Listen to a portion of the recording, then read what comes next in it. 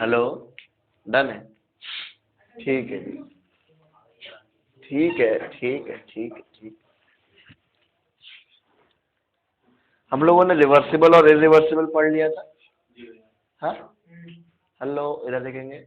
Reversible and irreversible पढ़ लिया था। रिवर्सिबल कोई आइडियल प्रोसेस है या रियल प्रोसेस है? भैया रिवर्सिबल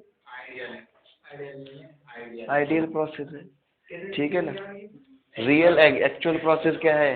रिवर्सिबल इरिवर्सिबल, ठीक है ना। अच्छा, P external much greater than pressure of gas, यानी deriving force is much greater than opposing force. Which case में, किस में होता है ये? रिवर्सिबल में या इरिवर्सिबल?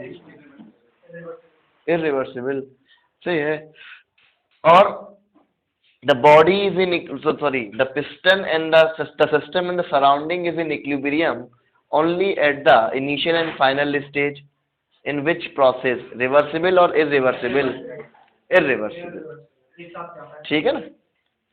और P एक्सटर्नल लगभग बराबर है प्रेशर ऑफ गैस के, तो रिवर्सिबल, ठीक है जी, डन है। ठीक, आज हम लोग पढ़ेंगे। हाँ, एक बार बता देंगे रिवर्सिबल और इरिवर्सिबल को। एक मिनट।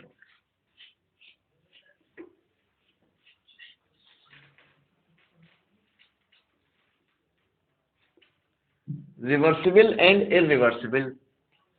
रिवर्सिबल में तुम्हें मेजर की पॉइंट क्या याद रखने हैं?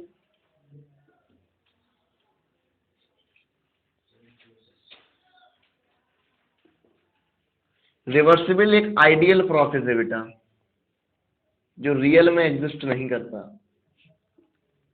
और ये एक्चुअल प्रोसेस है।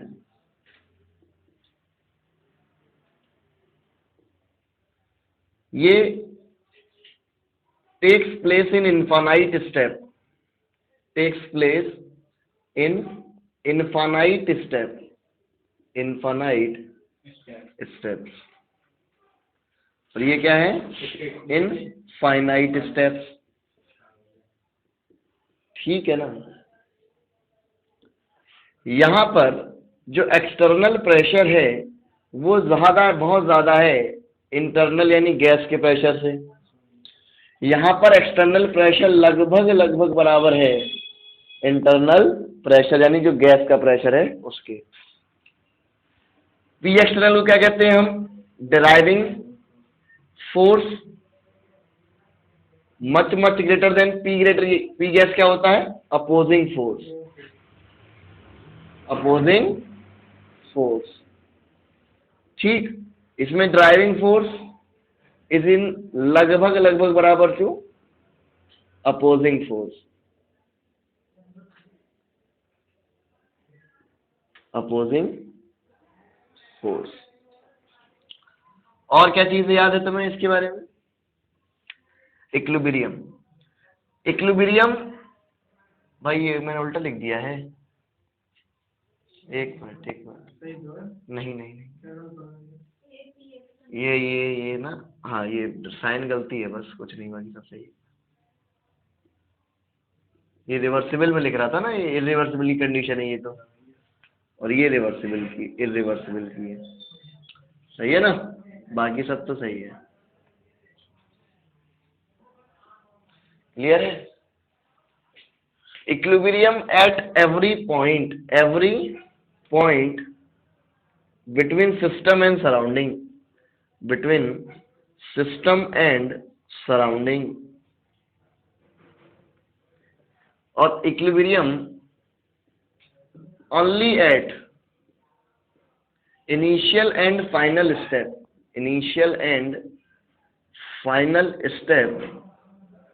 between system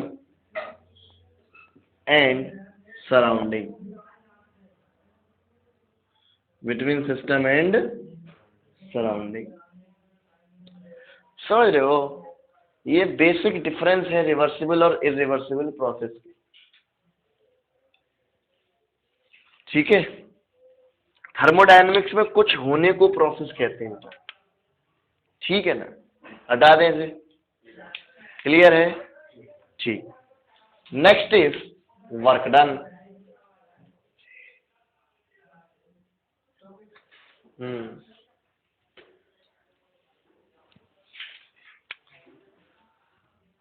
अगर मान लो ये कोई सिस्टम है और सिस्टम में बेसिकली ये कंटेनर है,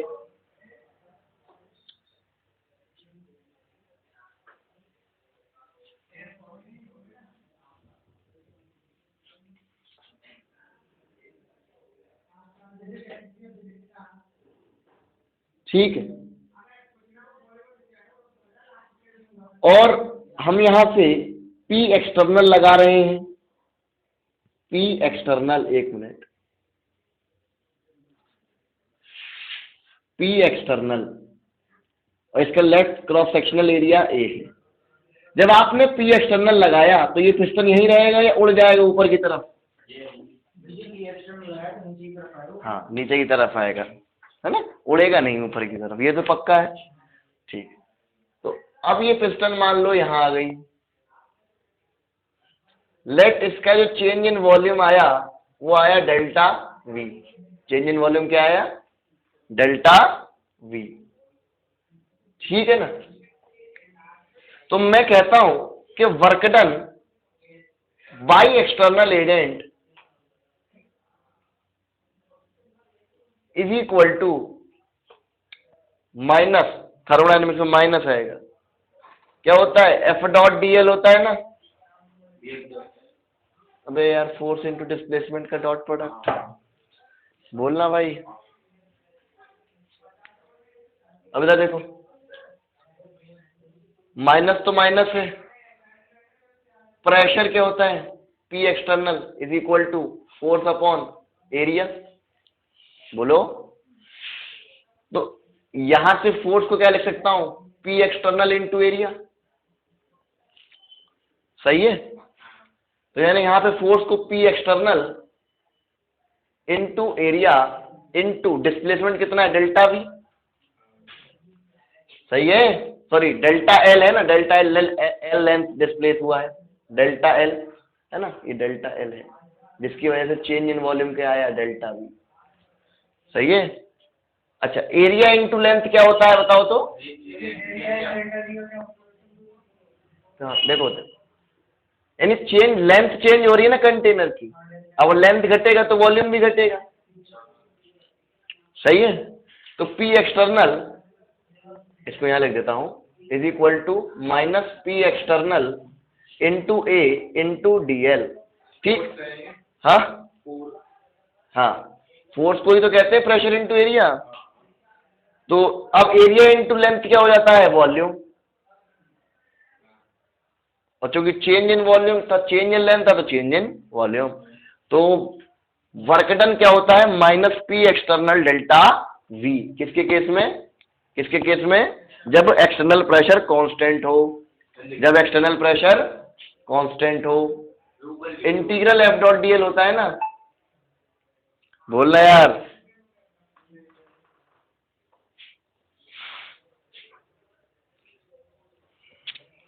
एक मिनट, आराम से टाइप कर लेते हैं, तो मैं समझ में नहीं आ रहा। नहीं, सही है, बिल्कुल रिजल्ट सही है, कोई रिजल्ट में कोई दिक्कत नहीं, भाई कभी कंफ्यूजन रहे ही ना। वर्क डन है, वर्क डन है minus of integral F dot ds होता है, फोर्स इंटू डिस्प्लेसमेंट का इंटीग्रल, बोलो, ठीक। अच्छा, फोर्स को क्या लिख सकते हैं? P external into area into DL, change in length, ठीक। If P external is constant, तो P एक्सटर्नल बाहर आ जाएगा और इंटीग्रेशन क्या बचेगा? A dot DL। ADL क्या होता है? V dV होता है बेटा। अगर area into small change in length, तो स्मॉल चेंज इन वॉल्यूम, बोलो ना भाई, क्योंकि एरिया इंटू लेंथ होता है बेटा, एरिया इंटू लेंथ वॉल्यूम होता है, वॉल्यूम, ठीक है ना। ये अगर यहाँ DL होगा तो DV हो जाएगा, ये बोलो, सही है।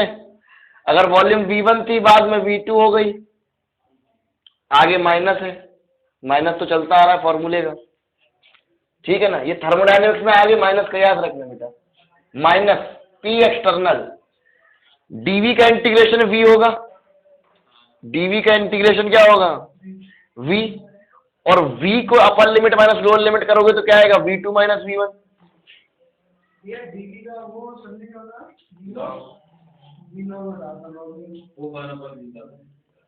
इंटीग्रेशन 1/v dv वो होगा ln v, ठीक है ना। तो यहां से dv क्या होगा, dv का integration v from v initial to v final. तो मैं यहां से कह सकता हूं work done is equal to minus P external V2 minus V1। V2 minus V1 का मतलब क्या है, चेंज इन वॉल्यूम। वो अलग तरीके से डिराइव था, इसको अलग तरीके से वो अच्छा था, ठीक है। क्लियर है भैया। एरिया कहां से, इसका इस पिस्टन का कुछ एरिया होगा ना, होगा कहां पर,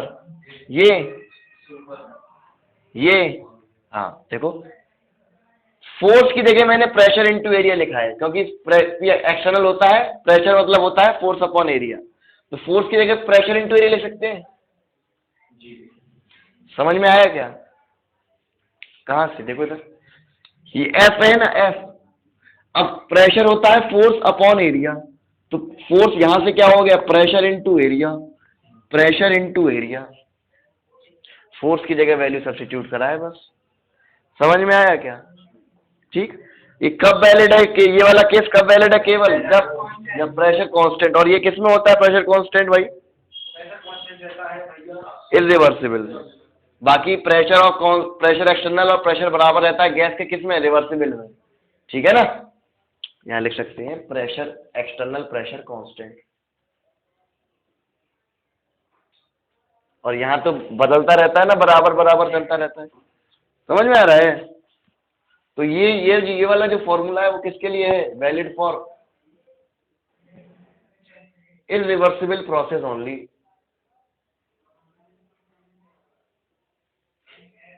अगर भैया रिवर्सिबल प्रोसेस हुआ तो बेसिक इक्वेशन कहीं मर थोड़ी गई है।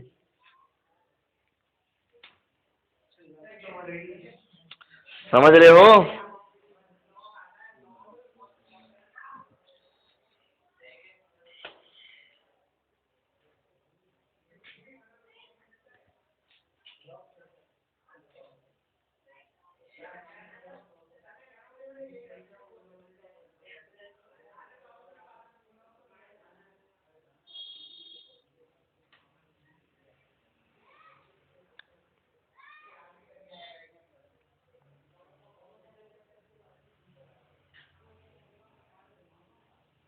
लिख लिए, ठीक है जी।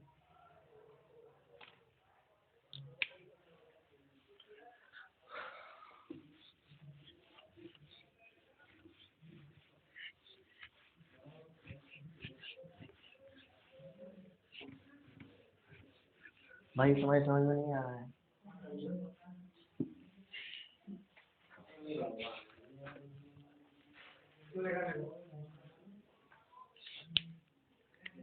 तो अब जब भी वर्क डन आएगा, अच्छा वर्क डन बाई डायरेक्शनल है, जो व्यक्ति सिस्टम पे वर्क करेगा सिस्टम भी उस पे वर्क करेगा, तो मैं कह सकता हूं PV work done is bidirectional. Pressure volume ही तो है ये, चेक करो, PV work done is bidirectional, ठीक है ना। अब देखो, अगर वर्क डन हमें कहना है कि वर्क डन होता है minus integral P external DV from V1 to V2, ठीक है ना। अगर ये रिवर्सिबल में होगा और इरिवर्सिबल में होगा तो क्या कहानी होगी, अगर इरिवर्सिबल में होगा और रिवर्सिबल में होगा तो मैं कह सकता हूं इरिवर्सिबल में पी एक्सटर्नल जो है बेटा कांस्टेंट होता है, अरे बोलना यार। और रिवर्सिबल में पी एक्सटर्नल बराबर होता है प्रेशर ऑफ गैस के, तो पी एक्सटर्नल कांस्टेंट होगा, तो मैं work done is equal to minus P delta V या इंटीग्रल डीवी, बोलना भाई, minus P external integral DV from V1 to V2, ठीक है ना, क्लियर, लिख सकते हैं minus P external delta V, सही है। और इरिवर्सिबल सॉरी रिवर्सिबल के केस में क्या होगा, यहां पर प्रेशर ऑफ गैस और एक्सटर्नल प्रेशर बराबर होते हैं, यानी प्रेशर वेरिएबल है from V1 to V2। Pressure external की जगह मैं क्या रख सकता हूं, प्रेशर ऑफ गैस, क्योंकि लगभग लगभग बराबर होते हैं। और ये कई बार क्वेश्चन में घुमाएगा तुम्हें, एक्सटर्नल प्रेशर देगा लेकिन पूछेगा work done by the gas, तो तुम्हें किसका वर्क प्रेशर चाहिएगा, गैस का। रिवर्सिबल होगा, दोनों बराबर होंगे। अरे क्या समझ में आ रहा है, ये किसके केस में वर्क डन है, रिवर्सिबल के केस में, क्लियर है, ठीक, लिखो तो, बहुत जल्दी से लिख लो।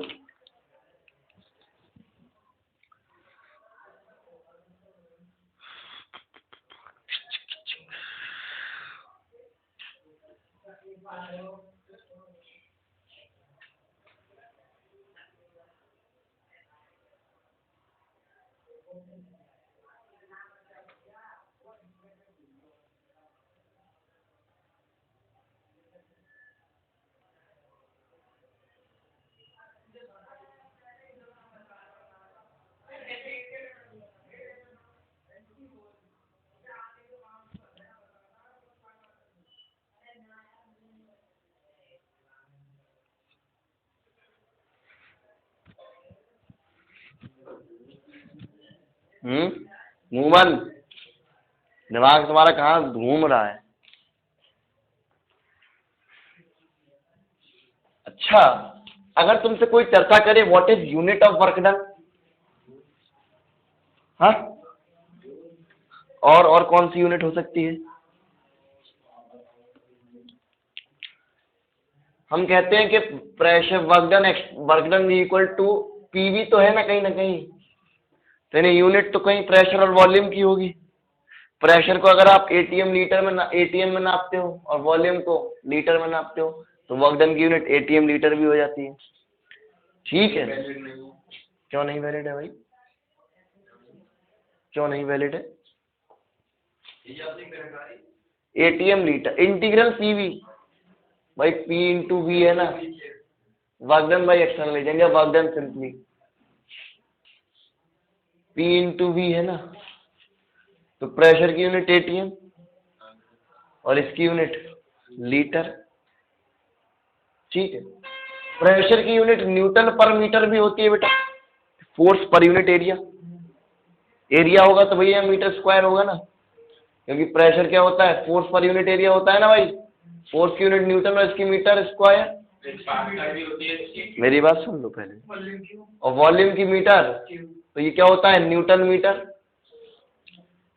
1 न्यूटन मीटर बराबर 1 जूल होता है क्या,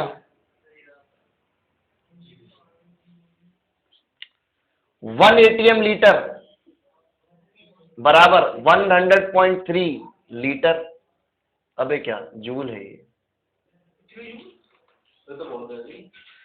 ठीक है ना। और प्रेशर की यूनिट बार भी होती है, 1 bar litre is equal to 100 joule,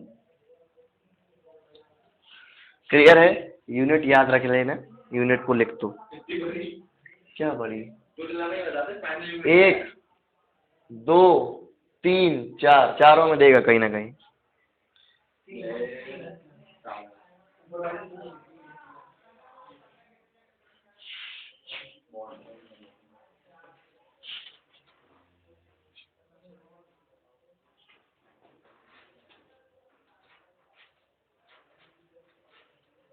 क्या टेंशन हो रही है कुछ, हाँ,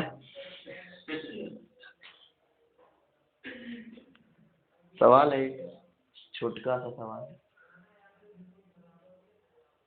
इन ideal cases allowed to expand from an ideal gas is allowed to expand from 1 liter to 10 liter against 1 liter to 10 liter against constant external pressure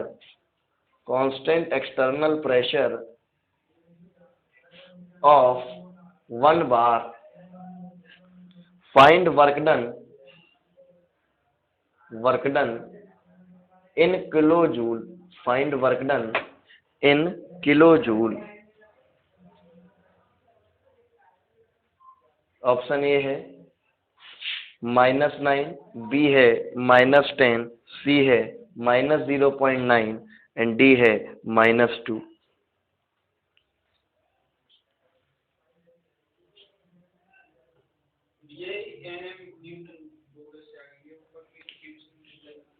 देखो volume की unit metre cube भी तो होती है बेटा, लेंथ इंटू लेंथ, और area क्या होता है, लेंथ का स्क्वायर, तो मीटर स्क्वायर यहाँ आ गया।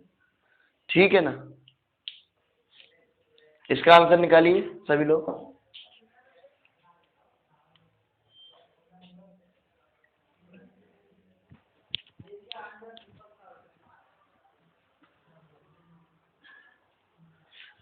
टेढ़ा तो नहीं जा रहा है, मुझे ऐसा महसूस हो रहा है ये टेढ़ा लगा हुआ है।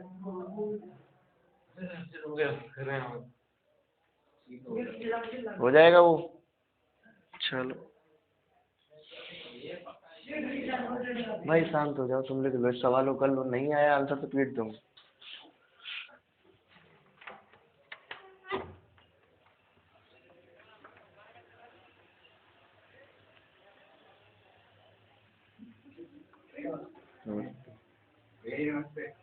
पानी है सर, ये पानी नहीं है, खाली है, छोड़ो। क्या हो गया, टेंशन में हो?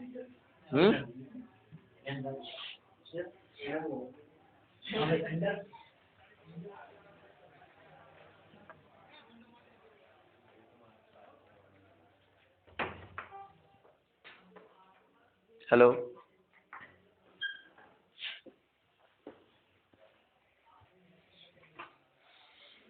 आए आंसर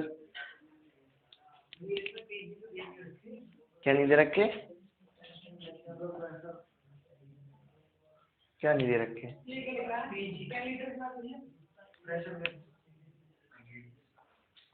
भाई ये क्या कह रहा है क्वेश्चन, समझ में आ रहा है? एक्सटर्नल प्रेशर कांस्टेंट दे रखा है एक बार, हाँ -9 आएगा। अच्छा अभी देखते हैं, एक सवाल और लिख लेते हैं ताकि सारे कॉन्सेप्ट क्लियर हो जाए। ये work done by external agent है ना। अच्छा ये बताओ, साइन कन्वेंशन थोड़ा सा देख लेते हैं।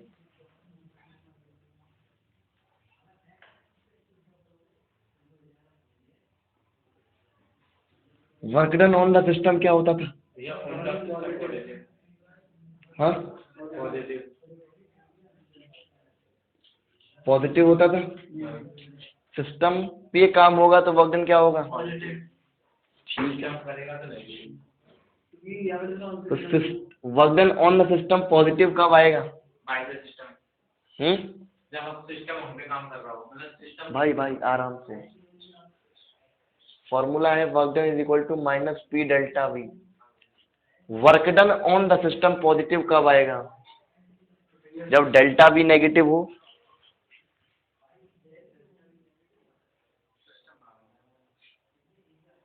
भाई ओए, वर्क डन ये पॉजिटिव कब आएगा? जब ये नेगेटिव होगा, प्रेशर तो कांस्टेंट हो, नेगेटिव हो नहीं सकता है। जब ये नेगेटिव होगा, नेगेटिव पॉजिटिव होगा। अरे भाई, तो ये डेल्टा V को क्या होना पड़ेगा? Less than 0। बोलो ना यार, डेल्टा V लेस देन 0 का मतलब क्या है? V2 - V1 is less than 0, यानी V2 is less than V1, यानी किसका केस आ गया? कंप्रेशन का।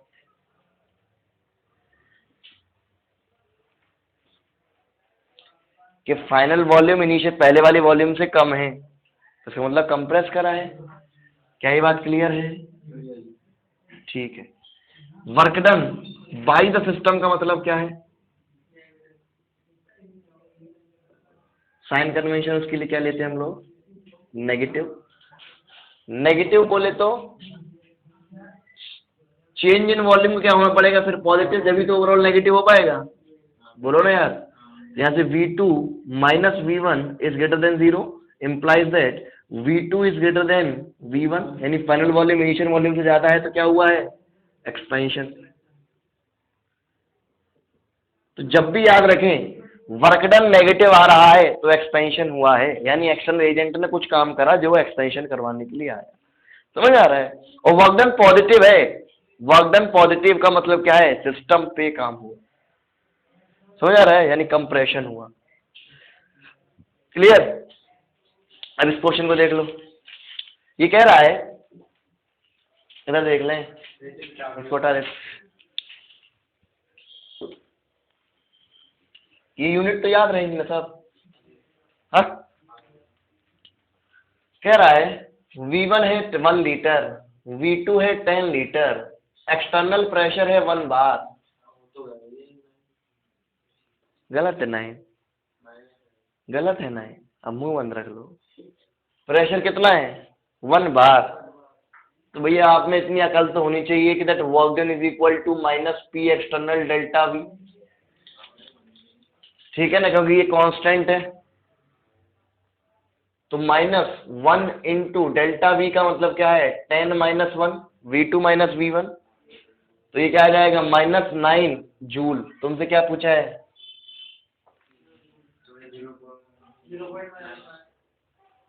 और ये यहाँ पे क्या नाम है, एटीएम था ना, ये जूल नहीं है। सुन लो इधर देखो, ये क्या है? बार और वॉल्यूम लीटर।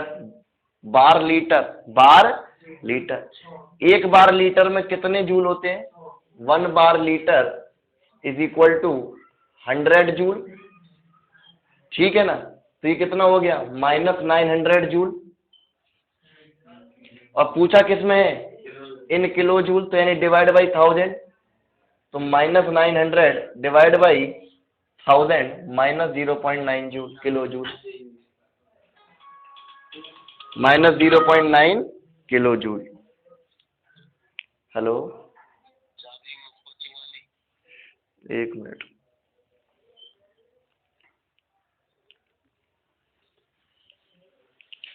आ रहा हूँ। ये आ गया समझ में? लिखो तो। नहीं, टेंशन नहीं।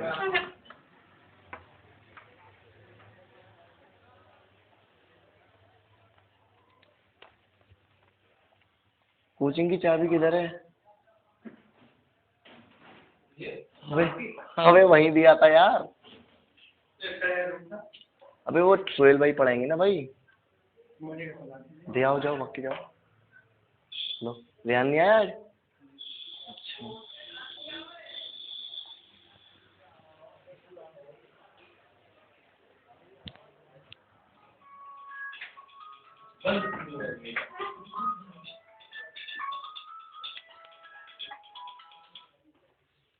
हेलो, वो आ रहा है। वो सुबह वही लगा, वो लड़का दुकान बंद थी ना, तो सुबह वही लगा। आ रहा है।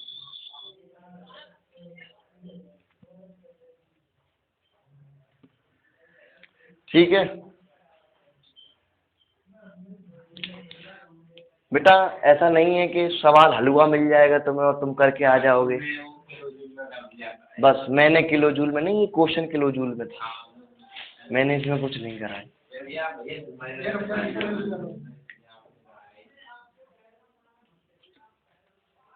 और तुम लोग यहाँ पे डायरेक्ट आंसर जूल में लिखते, क्योंकि तुम्हें ये अकल ही नहीं है कि प्रेशर एटीएम में है, चेक तो कर लो।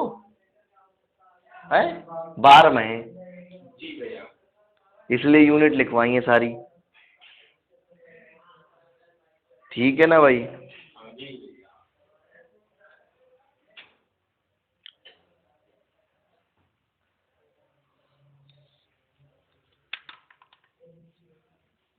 क्लियर?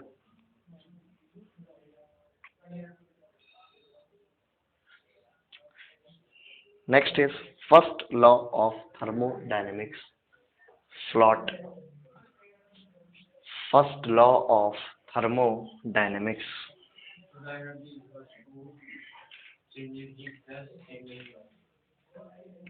बक के आ गए, अब तुम बक दिए, अब तुम्हें कुछ पता ही नहीं है इसमें। इसलिए कहता हूँ तुम्हें कुछ भी आता हो मुंह बंद करके बैठे रहो। तो तुम्हें अंदर से ही पता पड़ना चाहिए, बाहर मत दिखाओ सबको। इधर आ जाओ, समझ में आया? मिटा दें, ठीक है।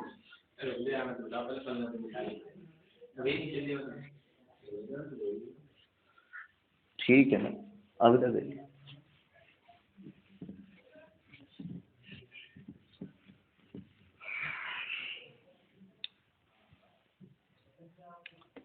First law of thermodynamics.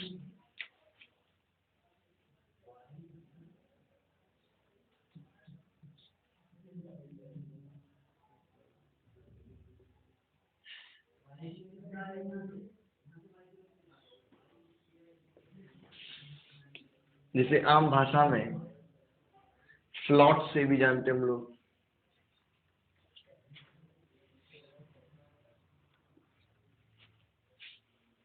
ठीक है, फ्लॉट मतलब बोले तो F for first law of thermodynamics. ठीक है, first law of thermodynamics is basically based on law of conservation of energy. It is based on law of conservation of energy. It is based on law of conservation of energy. Next,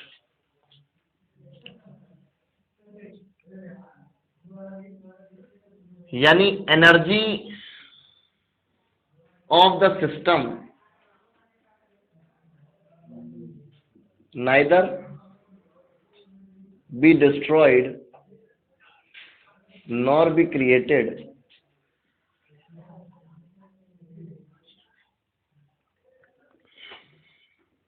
it transforms only, it transforms only, clear, in one to another form, in one to another form.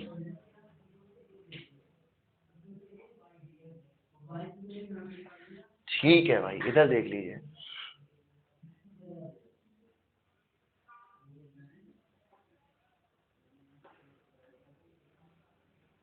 मान लो ये system है,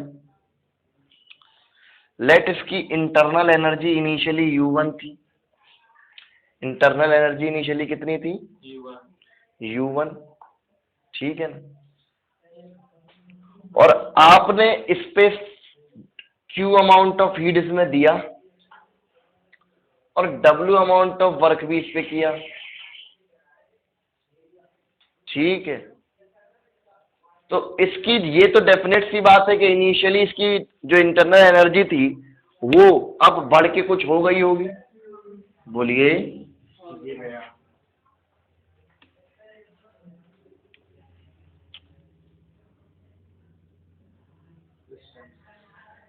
U initial stage. अगर से मैंने Q amount of heat दिया, W amount of work करा, तो इस सिस्टम की एनर्जी बड़ी होगी। बोलिए, internal energy sum of energy है और ये वर्क और हीट भी तो फॉर्म ऑफ एनर्जी ही है। U फाइनल, ये U इनिशियल था, U इनिशियल। तो U फाइनल बेसिकली क्या होगा? U फाइनल होगा according to first law of thermodynamics, energy can neither be created nor be destroyed. तो U initial plus heat added plus work done. तो U final minus U initial क्या होगा? Q plus W। बोलो, तो हम कह सकते हैं delta U is equal to Q plus work done, यानी change in internal energy is equal to heat given to the system plus work done on the system. ठीक है ना? क्लियर। अब वो साइन कन्वेंशन देख लेंगे हम। अगर work done bye the system होगा तो W कैसे लेंगे हम लोग, नेगेटिव। ऑन सिस्टम होगा तो W कैसे लेंगे, वो हमारी मर्जी है, सही है। और हीट बाय द सिस्टम निकलेगा, Q बाय सिस्टम, तो नेगेटिव होगा। और Q on system given to the system, given to the system, तो वो क्या हो जाएगा, पॉजिटिव। क्या first law of thermodynamics clear हुआ? कोई नई चीज है या वही सब पुरानी? Law of conservation of energy, बस पागल बनाया जा रहा है क्या? कैसे लिखवाओ ये स्टेटमेंट, और बताओ क्या लिखूं, बोलो इसका। अच्छा लिख देंगे, और बताओ। The change in internal energy, change in internal energy, change in internal energy is sum of heat and work done। अब तो भूलोगे नहीं, सही है दादा?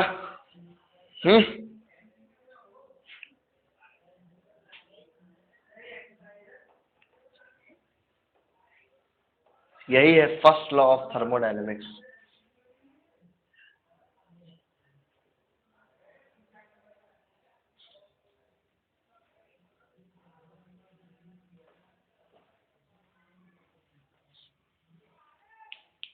इससे रिलेटेड कुछ सवाल है?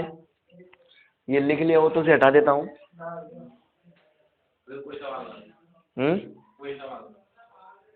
मैं लिख दूंगा, तुम पे नहीं है तो मेरा होगा, इसको हटा देता हूँ। ये तो लिख लिया होगा।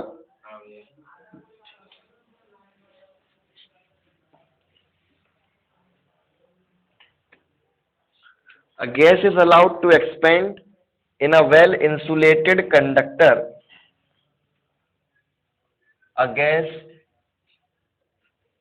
is allowed to expand in well insulated container against a constant external pressure of 2.5 atm from a volume of volume है ये भाई, volume of 2.5 liter to 4.5 liter. The change in internal energy is, the change in internal energy is, A option है -500 joule, B option +500 joule, C option -505 joule, और D option 1136.25 joule. 2 minute का शानदार समय दिया जा रहा है, कैलकुलेट करके फटाफट आंसर निकालेंगे। ये लिख लिया पूरा, ये राइट अप लिख लिया पूरा।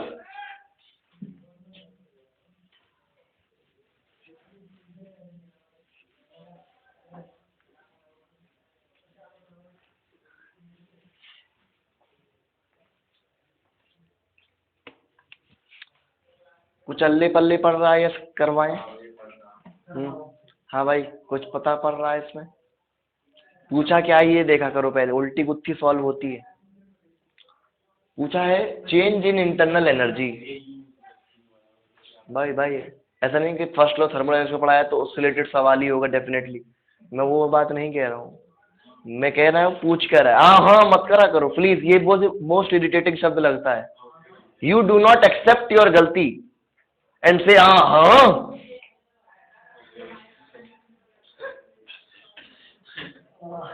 Instead of that say sorry,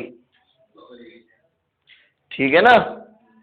ये मत कहा करो हाँ, वरना ये तुम कभी सीख नहीं पाओगे। तुम अपनी गलती को बस प्रिटेंड करते रहोगे कि मैं सही था। अभी तक देखो क्या पूछा है, change in internal energy that is delta U. क्या तुम्हें यू फाइनल दिया है? चेंज इन इंटरनल एनर्जी क्या होता है? You final minus you initial. एक तरीका क्या था, या तो मुझे यू फाइनल दे या यू इनिशियल दे तो मैं चेंज इन इंटरनल एनर्जी बता दूंगा। ना तो मैं यू फाइनल दिया है ना यू इनिशियल दिया है। क्या क्या रहा है कि एक गैस है जो उसको एक्सपेंड करने के लिए कह दिया गया है, और वेल इंसुलेटेड कंडक्टर का मतलब क्या है? Heat zero. Well insulated conductor का मतलब क्या है? कंटेनर का मतलब क्या है? वेल इंसुलेटेड मतलब क्या है? यहां से हीट फ्लो नहीं हो सकती। Against a constant external pressure of 2.5 atm। Pressure external दिया है, कांस्टेंट है, कितना है? 2.5 atm। और V इनिशियल दिया है 2.5 लीटर, V फाइनल दिया है 4.5 लीटर। तो बोलो इधर देखो, बताओ ये U फाइनल कितना है? U फाइनल कितना है? U फाइनल कितना है? U फाइनल कितना है? मैं मासूम कहूंगा तुम्हें, ये U है ये V है, वो इंटरनल एनर्जी है ये वॉल्यूम है। भाई साहब तो वैल्यू रख के आ जाते। अगर मैं ऑप्शन ना देता तो आंसर भाई साहब का 2 ही जूल आता।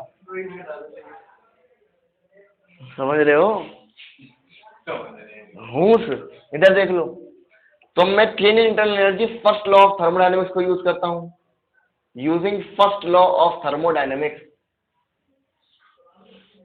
ऐसा लिखेंगे क्योंकि ये हम और तुम नहीं कह रहे हैं, ये पहला लॉ कह रहा है थर्मोडायनेमिक्स का कि चेंज इन इंटरनल एनर्जी होता है Q plus work done.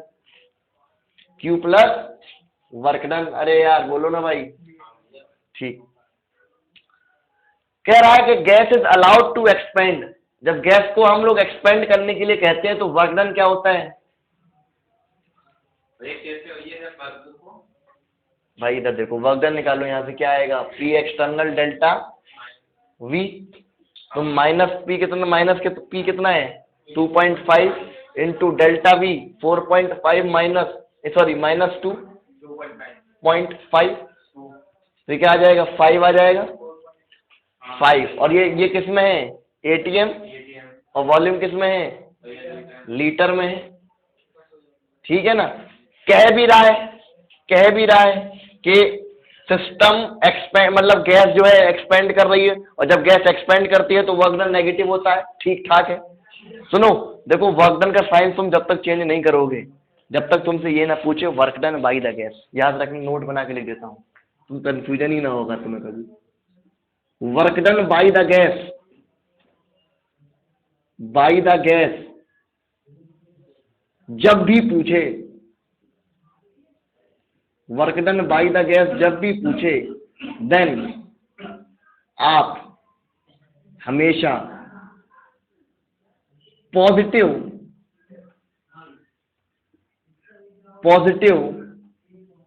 Number answer देंगे।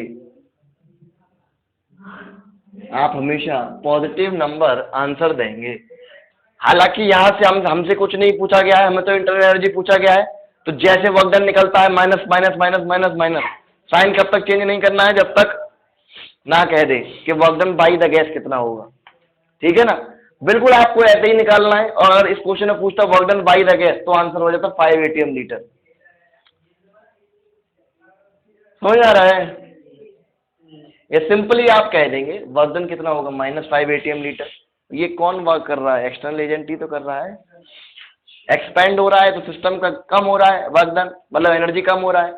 ठीक, तो मैं कह सकता हूं 5 atm litre. 5 atm 1 atm litre is equal to क्या होता है बेटा? क्योंकि ये तो जीरो है। हाँ, तो 1 atm लीटर क्या होता है? 101.3 लीटर। हाँ जूल, अच्छा अरे भूल गया था। तो -5 इंटू 101.3 जूल, तो 500 जूल आ जाएगा, है ना? ओ मूसो, ठीक है ना? हाँ, ये डेल्टा यू निकला है। 5 ATM लीटर। हाँ, और ये U 0 है, तो डेल्टा U बराबर वर्गगणित तो होगा 505। ठीक है ना भाई। 2017 नीट क्वेश्चन। क्लियर?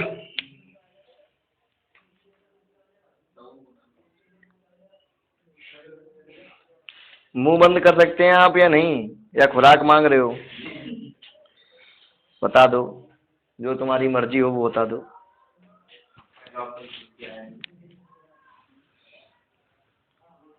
हो गया ये?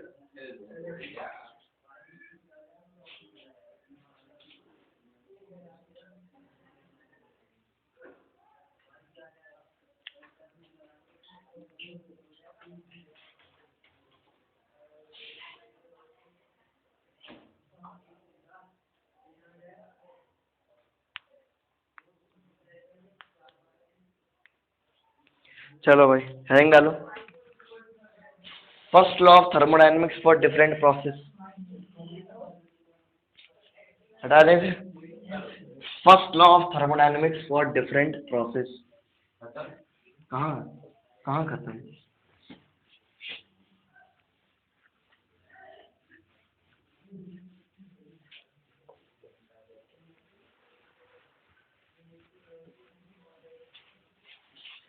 ये समझ में आ रहा है इंटरनल एनर्जी का चेंज कैसे निकाला हमने?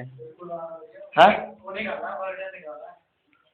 क्योंकि Q 0 था, वरना अगर Q 0 नहीं होता ना तो Q को भी जोड़ते उसमें। ठीक है ना? हेलो, इधर आइए। First law of thermodynamics for different process, for different process. Move on. पहला है isothermal process. Isothermal process. Isothermal बोले तो क्या होता है? आइसो मीन्स सेम और थर्मल मीन्स, अगर टेम्परेचर सेम रहेगा तो वॉल्यूम चेंज होगा। हाँ, बोलो, अबे बोलो ना, टेम्परेचर का कोई वॉल्यूम से लेना देना है? अगर टेम्परेचर चेंज है और वॉल्यूम है तो ये वेपन है ना। नहीं है, क्लोज कंटेनर में है। अच्छा, मैंने तुम्हें जब इंटरनल एनर्जी पढ़ाया था तो मैंने तुमसे कहा था कि internal energy only changes with change in temperature. अरे याद करो वो सुनहरे दिन जब मैंने बताया था कि इंटरनल एनर्जी केवल टेम्परेचर पर डिपेंड करती है। अरे यार, समझ रहे हो भाई? सुन लो, इंटरनल एनर्जी किसी भी सिस्टम की केवल टेम्परेचर पर डिपेंड करती है। अगर टेम्परेचर चेंज होगा तो इंटरनल एनर्जी चेंज होगा, अन्यथा नहीं। तो आइसोथर्मल प्रोसेस में T कांस्टेंट होता है। T बोले तो तोतला, है ना? T बोले तो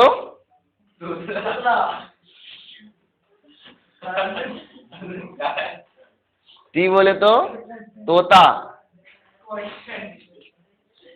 T बोले तो constant. What is T? T means चाय।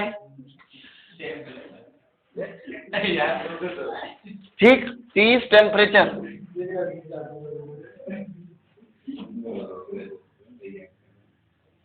तो T कांस्टेंट होगा तो डेल्टा T क्या होगा? हाँ, तो वो क्या होगा? अगर टेम्परेचर हमेशा कांस्टेंट है तो चेंज क्या आएगा? पक्का वहम है कुछ इसमें भी? जब डेल्टा T 0 होगा, जब टेम्परेचर चेंज नहीं हुआ, तो भला इंटरनल एनर्जी कैसे चेंज हो जाएगा? सही है? फर्स्ट लॉ ऑफ थर्मोडायनेमिक्स के अनुसार क्या था कि delta U is equal to Q plus W। तो मैं यहां से कह सकता हूं if delta U is equal to 0 तो Q प्लस W, यानी Q is equal to minus W। किसके लिए? किसके लिए? For isothermal, for isothermal. सही है। अगर तुमसे क्वेश्चन में कह दे in isothermal process if heat given to a system is -50 joule then calculate work done, temperature question बन गया। In an isothermal process, if in an isothermal process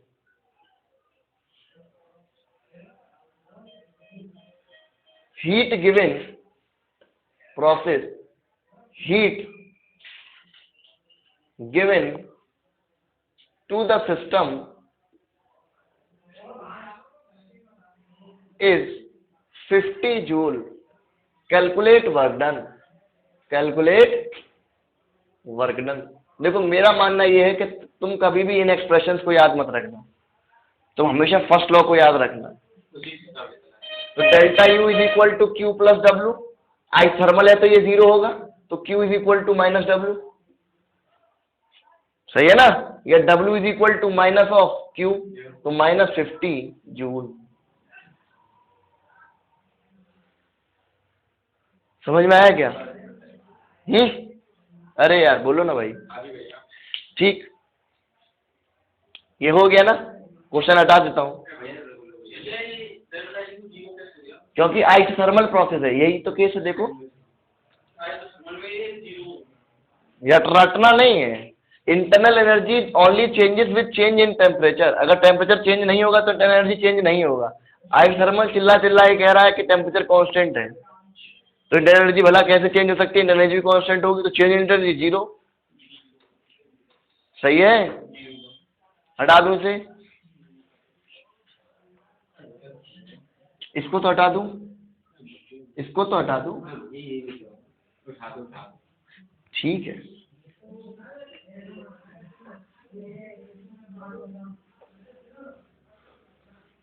ठीक है ना? और अगर तुम्हें बहुत बड़ी लैंग्वेज लिख के दे और कहीं कह दे आइसोथर्मल प्रोसेस, तो ये रिलेशन डायरेक्ट याद रखना। ये दोनों बात बोले सकते ना, डब्ल्यू भी ले सकते। हाँ, अब y is equal to -x है तो x is equal to -y भी है। इधर देख लो भाई, इधर देख लो। नेक्स्ट प्रोसेस है isochoric process, move on. First law of thermodynamics इस प्रोसेस में कैसे अप्लाई होगा ये सिखा रहे हैं, वही लौट के नहीं आने। आइसोकोरिक प्रोसेस, ठीक। अब इधर देख लो, आइसोकोरिक प्रोसेस बोले तो कोरिक मतलब V कांस्टेंट, तो डेल्टा V क्या होगा? 0। तो वर्क डन क्या होता है? P डेल्टा V माइनस का, अगर ये 0 तो वर्क डन 0, तो इसका मतलब change in internal energy is only change in heat added. समझ में आ रहा है? Change in internal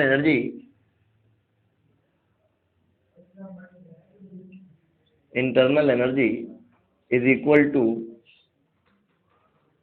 heat, change in internal energy is equal to heat. क्या ये बात समझ में आया? अरे बोलना यार। जी भैया। ठीक, नहीं समझ में आया?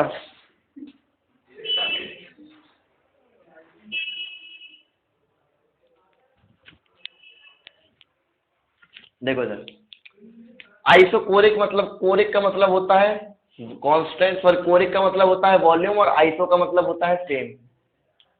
तो जब वॉल्यूम सेम है तो यानी वॉल्यूम कांस्टेंट है, वॉल्यूम कांस्टेंट है तो चेंज इन वॉल्यूम क्या आएगा? 0। चेंज इन वॉल्यूम 0 है, जब वॉल्यूम चेंज ही नहीं हुआ तो काय का वर्क डन? तो डेल्टा यू कितना होता है? W plus Q. If this is 0 then delta U is equal to heat.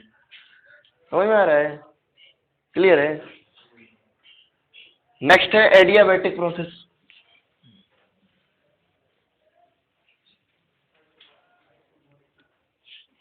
तीसरा है एडियाबैटिक प्रोसेस। एडियाबैटिक बोले तो Q0, सही है ना भाई? एडियाबैटिक प्रोसेस बोले तो Q is equal to 0। Hello, hi. Q zero है ना भाई, तो delta V U is equal to क्या होता है फर्स्ट लॉ ऑफ थर्मोडायनेमिक्स के अनुसार, डेल्टा यू। एडियाबैटिक में क्यू जीरो होगा, तो क्यू प्लस डब्ल्यू, तो ये जीरो, तो change in internal energy is simply equal to work done. Change internal energy equal to work done, वो उसमें Q is equal to minus W था। ठीक, last but not the least which will derive a equation isobaric.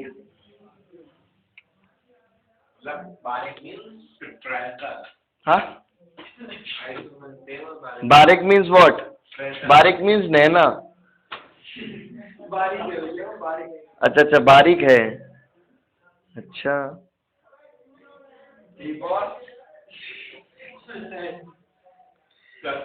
इधर देखो, देखो ऐसे गाली गलौच मत करा करो, ठीक है ना। इधर देखो, एडियाबैटिक प्रोसेस, मैं बीच बीच में सवाल भी देखता रहता हूँ और एनसीईआरटी भी देखता रहता हूँ, ठीक है। एडियाबैटिक प्रोसेस हो गया, आइसोबारिक प्रोसेस। आइसोबारिक प्रोसेस का मतलब क्या है? नैना प्रोसेस, ठीक है ना। नहीं भाई, तुम मूर्ख हो क्या? ओ भाई, external pressure is equal to constant, external pressure is equal to constant, ठीक है ना। एक्सटर्नल प्रेशर जब कांस्टेंट होगा, इधर देख लो, तो हमें पता है वर्क डन क्या होता है, minus P external delta we. Hello, work done क्या होता है, minus P external delta we. भाई तू देखता ही रहेगा, पागला रहा है।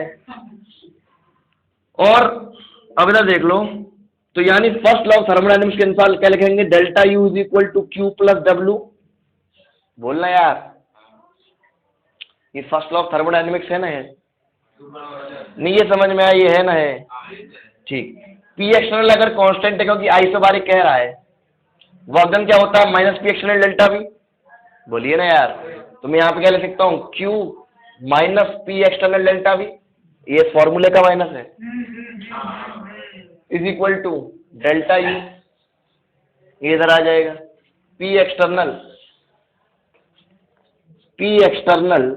Delta U plus delta U is equal to Q. ये डेल्टा वी है और ये डेल्टा यू है, सही है। अबे ऊस, सही है ना भाई। देखो, ये इक्वेशन ये थी, delta U is equal to Q minus P external delta V, सही है ना। तो यहां से ये इधर आ गया, तो क्यू कितना आया, P external delta V plus delta you. बोलिए, यहां समझ में आ रहा है? हाँ, चेंज इन वॉल्यूम है और change in internal energy delta U है, P external delta V plus delta U. ये एक्सप्रेशन समझ में आया क्या भाई? इधर देख लो, पहले मुझे संतुष्टि नहीं हो रही है। हाँ भाई, तुम्हारी समझ में आया? तुम्हारी समझ में आया? आ गया, ठीक। अच्छा, तो अगर प्रोसेस हो रहा है तो हीट चेंज हो रही होगी, तो let Q2 minus Q1 is equal to P external यानी V2 माइनस V1, क्योंकि ये तो एक्सटर्नल कांस्टेंट है, plus U2 minus U1। Q2 minus Q1 का मतलब क्या है, change in heat is equal to P delta V plus delta U। ये इक्वेशन आ गई first law of thermodynamics for, first law of thermodynamics for, अरे बोलो, आइसोबारिक प्रोसेस। क्या ये बात क्लियर है? क्योंकि जब प्रोसेस हुआ है तो हीट चेंज हुई होगी ना, ये तो इनिशियली के लिए है ना, ये तो ठीक है ना। या तुम्हें डायरेक्टली अगर नहीं पता ये कैसे आया है तो ये इक्वेशन याद रखना है, delta H is equal to P delta V plus delta U. हाँ, इसे कहते हैं change in enthalpy, change in enthalpy is equal to P delta V plus delta U. अरे क्या ये बात समझ में आ रही है? तो मैं क्या कह सकता हूं कि delta H is equal to P delta V plus delta U for isobaric process. क्या ये बात क्लियर है? तो हम लोग आज वर्कडन पढ़े, फर्स्ट लॉ ऑफ थर्मोडायनेमिक्स पढ़े, फर्स्ट लॉ ऑफ थर्मोडायनेमिक्स पर कुछ सवाल करें, सवाल के बाद डिफरेंट प्रोसेस में उनका एप्लीकेशन देखा और यूनिट कन्वर्जन देखा। ये मैथ को एक संबंध कंबाइंड लेक्चर में कंप्लीट कर दिया, ठीक है ना? हाँ, ये बेटा 2-3 क्लास में लगते हैं। क्लियर? ठीक है, थैंक यू। इसको बंद कर दो।